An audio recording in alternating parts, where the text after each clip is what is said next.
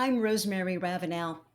Zooming isn't going to go away because experts say that more than 50% of global office workers are going to continue to work remotely with video conferencing as a centerpiece. Speaking is a visual art.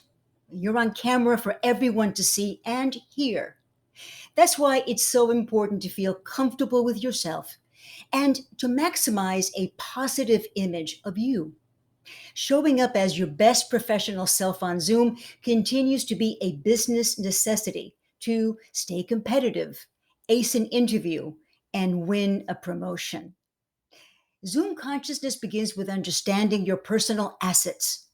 That's an acronym for the five basic ingredients of success on video calls.